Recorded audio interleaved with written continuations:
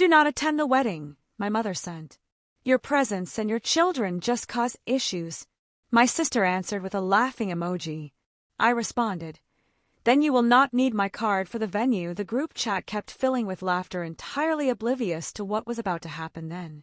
Can you imagine getting disinvited from your own sister's wedding? Not just you, but your innocent children too, all because you're deemed awkward and messy. And then the kicker? Your sister responds to this humiliation with a laughing emoji. But what she didn't know was that her perfect day was about to become my ultimate opportunity for a reckoning.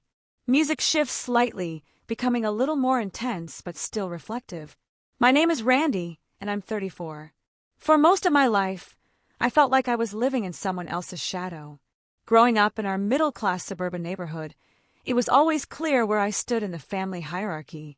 My mom, Diane, was the quintessential perfectionist. Her entire world revolved around appearances, what the neighbors thought. Our house was immaculate, our clothes pressed, our family photos always magazine-ready. But beneath that polished veneer, there was a deeply complicated web of favoritism and impossible standards. My sister, Natalie, 3 years younger, was the golden child. Naturally blonde, petite, just like my mom's ideal of feminine beauty. Natalie effortlessly embodied everything my mother valued. She was cheerleading captain, homecoming queen, graduated with honors, and pursued the business degree Mom had always wanted for herself.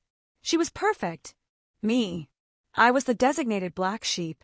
I had wild, curly hair that refused to be tamed, preferred sketch pads to pom-poms, and had a knack for questioning authority that just mortified my status-conscious mother.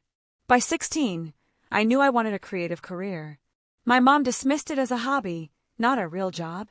When I announced my intention to major in graphic design, she actually cried at the dinner table, lamenting how I was throwing away my potential. Natalie, of course, just patted Mom's hand sympathetically.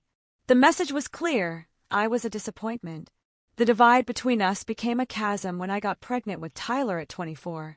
I was in my final year of college. The relationship with Tyler's father had ended months before I even knew I was pregnant. When I told my family, my mother's first words weren't, "Are you okay?" or "How can we help?" They were, "What will people think?"